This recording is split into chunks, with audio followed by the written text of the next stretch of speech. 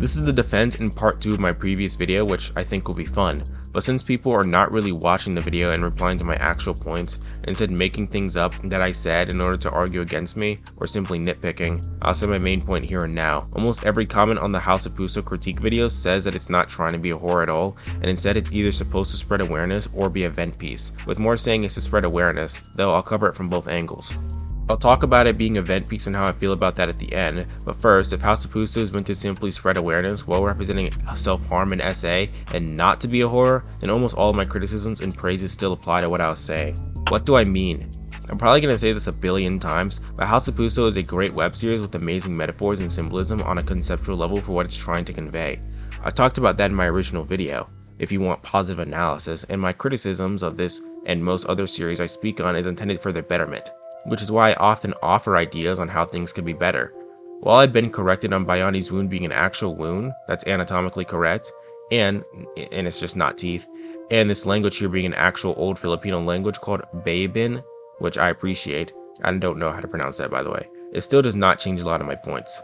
The imagery is still very over the top and very derivative of past horror works like Username 666, which I've been told inspired House of Puso, analog horror and creepypastas, and it feels random and even goofy at times. Are we really going to sit down and take completely seriously the highly saturated gnome faces in the background of the Sonic.exe creepypasta level walking animation? Or the almost one-to-one Mandela catalog eyes in Puso's house? Someone in the comments said that they represent mental scars, but why Mandela catalog eyes? Why not actual scars? And why the random deformed faces and hyper-realistic turtle thing Bayani becomes in his episode? While I can understand the hyper-realistic turtle thing a little more than the other bizarre decisions, there's no reason for House of Puso to specifically use this kind of visual style and imagery to convey its symbolic meaning, as there's no greater purpose to the eyes being Mandela catalog eyes outside of more extreme interpretations of metaphors and symbolism that I was talking about in the original video. As in, like, when do the metaphors and symbolism actually end? Is everything symbolic, or are there some things that are just literal? And the same is true for a lot of other things. A lot of my criticisms still apply too when we look at this as purely trying to spread awareness. The bad visuals will dull its effect to both be taken seriously and taken as something genuinely disturbing when it's directly inspired and uses imagery similar to things like Username 666, which is almost 20 years old. This is part of why I say the imagery is overdone. It's using extremely old tropes in an ineffective way, so its attempt is muddled by, hey, I swear I've seen this before, or no effect from the viewer if they can remember where a lot of these things the show does represent its metaphors come from. Again, these things can have deep symbolization and all of that. I get that the hands grabbing Puso represent him being forced and assaulted, and I get that these roaches symbolize how dirty he feels afterwards, for example. This is good symbolism conceptually, but not in execution, as randomly realistic roaches as PNGs and hands coming in just remind me of analog horror and other kinds of horror in general. About that, I can't dodge this anymore since there's a big reason as to why I understood House of Puso as a horror web series when I watched it initially, because of its execution and tactics. This works symbolically conceptually, though it's visually weak, and I understood this as a horror series that talks about SA and SH because of the way it does so. This build up to when Bayani cuts himself in a massive visual shift that's intended to disturb and make you understand the pain of what Bayani is going through. This hand coming out of the eye and screaming is monstrous, terrifying, as well as unexpected. Puso's mental breakdown is trying to get us to understand and feel oppressed and trapped just like Puso is in this terrifying, hard to understand dark red world where he's just reliving his trauma and seeing hallucinations. And Bayani's episode had him encountering his dark side directly, which is this terrifying demonic looking monster that exists to ruin his happiness.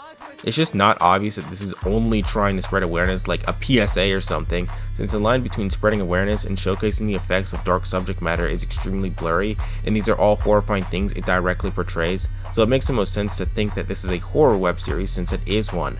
All of these things and the subject matter it deals with is horrifying.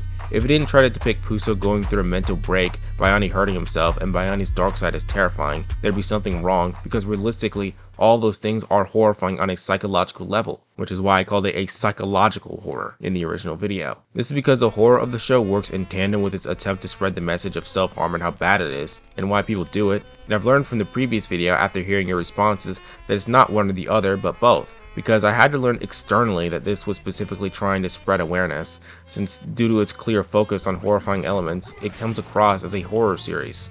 I don't think that it's wrong that you must be told that this is attempting to spread awareness about these things as opposed to simply showing how horrifying going through trauma and things like this are, but either way, as I said, the actual visual execution of its horrifying imagery that it uses to spread its message is weak, and I think it's dishonest to say that this series is not at all trying to be scary, disturbing, or creepy when scenes like the ones I just described are in it commonly. I criticize it as a psychological horror because it comes across as a horror, uses tactics to try and stay in your mind after you're done watching, and because it's a horror series. It wants to make your skin crawl and feel oppressed just like Puso, or terrible and in pain like Bayani does. There's no getting around that unless you want to say that the hand coming out of the eye and screaming when Bayani cut himself was only purely symbolic and not meant to disturb.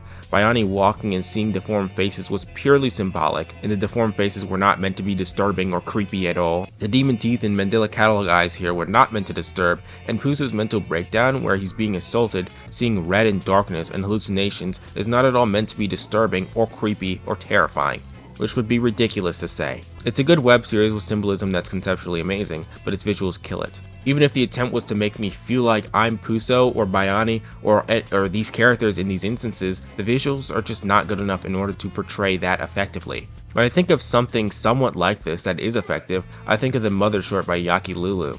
That short shows the perspective of a kid having an extremely overbearing and abusive mother. I don't think that's over the top or visually ineffective, and the metaphor is powerful because her design is simple and immediately communicates how the kid sees his mother.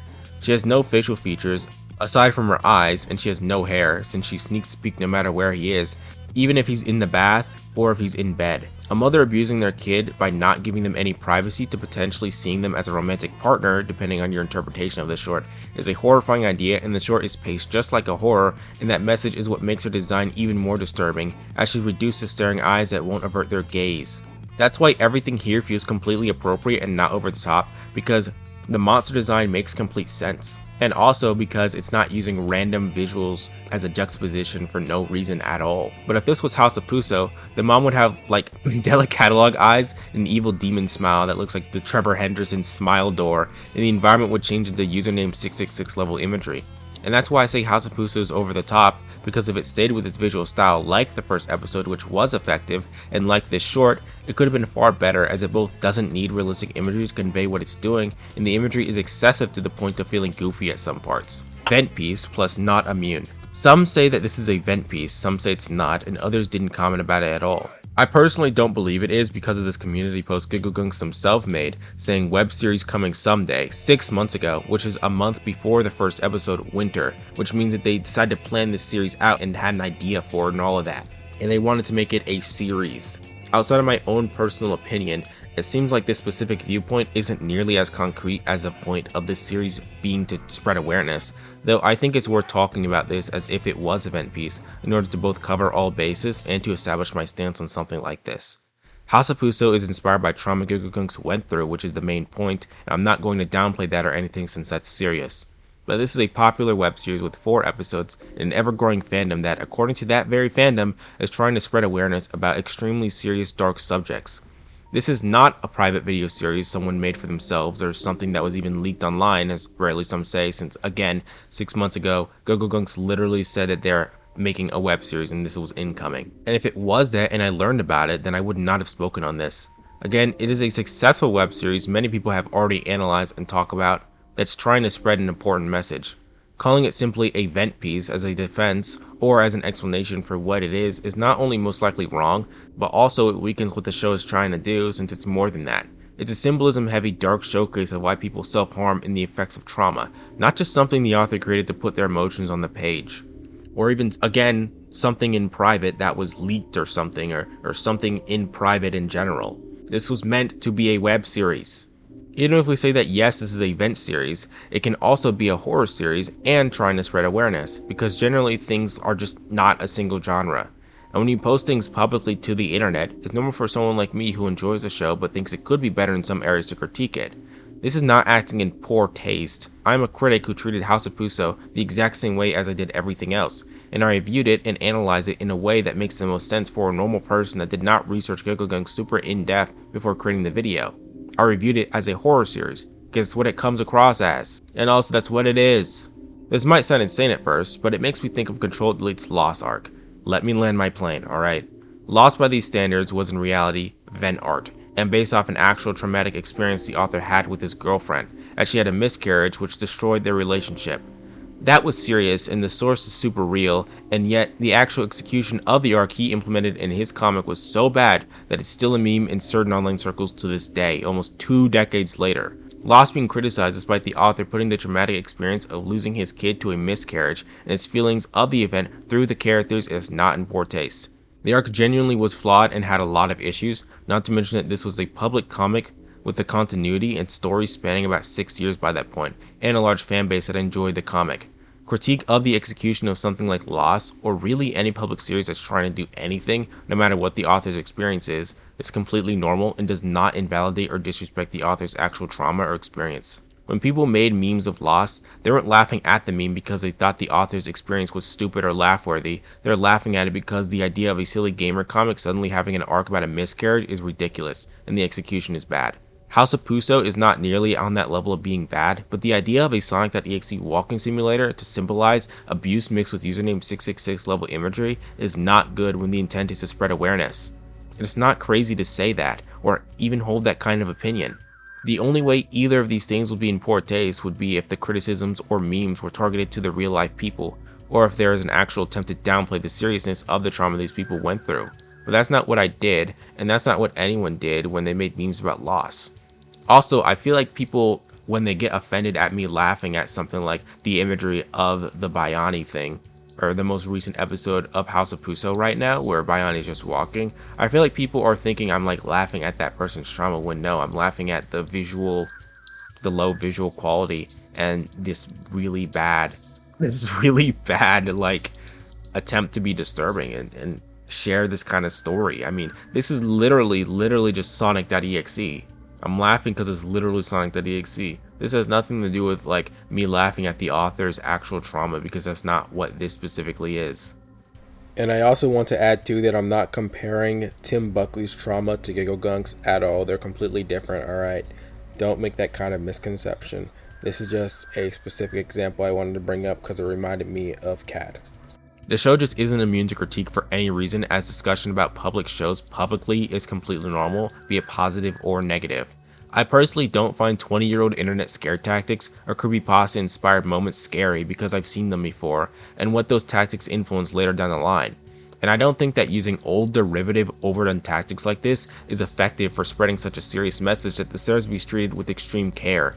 To an extent, I feel as if it should be criticized more for these things, not shielded and protected because self-harm is such a serious issue for a lot of people.